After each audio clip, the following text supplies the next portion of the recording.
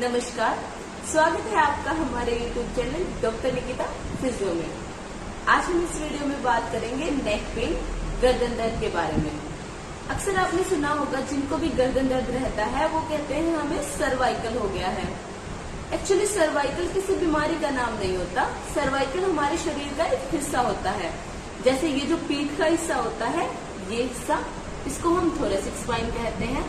हमारी जो नीचे की कमर होती है, इस हिस्से को हम लंबर स्पाइन कहते हैं। इसी तरीके से हमारा जो गर्दन का हिस्सा होता है, ये हिस्सा, इसको मेडिकल टर्म्स में सर्वाइकल स्पाइन कहते हैं। अब लोग जो हैं इसको सर्वाइकल क्यों कह देते हैं? इसके लिए जो बीमारी की कंप्लीट टर्म होती है वो होती है सर्वाइकल स्पॉन्डाइलाइटिस, सर्वाइकल स्पॉन्डाइलोसिस या सर्वाइकल स्पॉन्डाइलोलिस्थेसिस। ये बीमारियां होती हैं। अब हम बात कर लेते हैं गर्दन दर्द के टाइप्स के बारे में, टाइप्स ऑफ नेक पेन के बारे में। अब गर्दन दर्द किस तरीके से हो सकता है? पहला है जो कम समय में बहुत तेज दर्द शुरू हो जाता है, जिसको एक्यूट नेक पेन कहते हैं, या फिर बहुत लंबे समय से जो गर्दन का दर्द चल रहा होता है, इसे क्रोनिक नेक पेन कहते हैं। अब एक्यूट नेक पेन जो होता है वो क्यों होता है, इसके क्या कारण है? इसका जो सबसे पहला जो मुख्य कारण है वो होता है पुअर पोस्चर। अब poor posture during sleep, during sitting, during working, कुछ भी, जैसे कि हम काम कर रहे हैं, कोई लैपटॉप पे काम करते हैं, कोई फोन पे काम करते हैं, तो जो इस तरीके का जो उनका एक लंबे समय तक जो पोस्चर रहता है और खराब पोस्चर की वजह से ये दर्द शुरू हो जाता है। इसके बाद जो एक्यूट पेन का दूसरा मुख्य कारण आ जाता है हैवी वेट लिफ्टिंग। जैसे कि आप जिम पर्सन है, कोई स्पोर्ट्स पर्सन है, वो इस तरीके से हैवी वेट्स उठाते हैं, इस तरीके से हैवी वेट्स उठाते हैं, उनको भी गर्दन का दर्द शुरू हो जाता है। तीसरा जो मुख्य एक्यूट पेन का कारण आ जाता है वो आता है जर्क या झटका लगना। जैसे ज्यादातर जो डांसर्स होते हैं, मतलब उनकी जर्की से मूवमेंट्स कुछ होती हैं, उनकी वजह से भी गर्दन का दर्द शुरू हो जाता है। दूसरा, मोटर व्हीकल्स में जब एकदम से कुछ ब्रेक ज्यादा तेज लगते हैं तो गर्दन की आगे और पीछे इस तरीके की मूवमेंट होती है, जिससे भी जर्क या झटके आ सकते हैं और गर्दन का दर्द शुरू हो सकता है। अब लंबे समय से जो गर्दन का दर्द रहता है, हम उसके बारे में जान लेते हैं, उसके क्या क्या कारण हो सकते हैं। अब क्रोनिक नेक पेन है, उसका जो सबसे बड़ा और मुख्य कारण होता है वो होता है डीजेनरेटिव डिस्क डिजीज। जो हमारी जो सर्वाइकल स्पाइन जो है, इसकी जो 7 हड्डियां हैं उनके बीच में डिस्क होती है। ये जो डिस्क है, ये डिस्क धीरे धीरे उम्र के साथ घटना शुरू हो जाती है, कम होना शुरू हो जाती है, इसका पानी जो है वो कम हो जाता है। इसकी वजह से गर्दन में दर्द शुरू हो जाता है।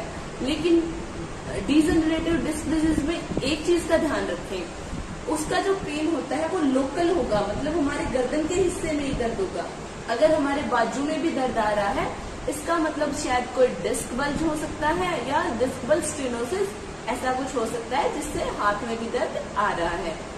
इसके बाद अगला जो क्रोनिक पेन का कारण होता है वो होता है सर्वाइकल ऑस्टियोआर्थराइटिस। ऑस्टियोआर्थराइटिस में क्या होता है, जो ये हमारे गर्दन में आपस में हड्डियां हैं, इनके जोड़ आपस में घिसने लगते हैं, जिससे दर्द शुरू हो जाता है। ऑस्टियोआर्थराइटिस में घिसाव की वजह से हड्डियों पे, मतलब जो हमारी स्पाइनल कॉर्ड है उस पर भी कंप्रेशन आना शुरू हो सकता है, जिससे बाजू में दर्द आता है, हमारी बाजू में वीकनेस लगती है, हाथों में वीकनेस लगती है, पैरों में भी वीकनेस लग सकती है। इसे न्यूरोलॉजिकल डेफिसिट या न्यूरोलॉजिकल वीकनेस भी कहते हैं। इसके बाद जो गर्दन का दर्द जो लंबे समय से चलता है, उसके और भी काफी कारण हो सकते हैं। जैसे इंडिया में बहुत कॉमन है एक इन्फेक्शन, दैट इज ट्यूबरक्लोसिस। अगर हमारी गर्दन में, सर्वाइकल स्पाइन में ट्यूबरक्लोसिस आ जाता है, उसका इन्फेक्शन हो जाता है, उससे भी गर्दन का दर्द बहुत लंबे समय तक रह जाता है। इसके बाद जो आ जाता है इमोशनल स्ट्रेस, जिनको बहुत ज्यादा टेंशन होती है, उनको भी गर्दन का दर्द रहता है।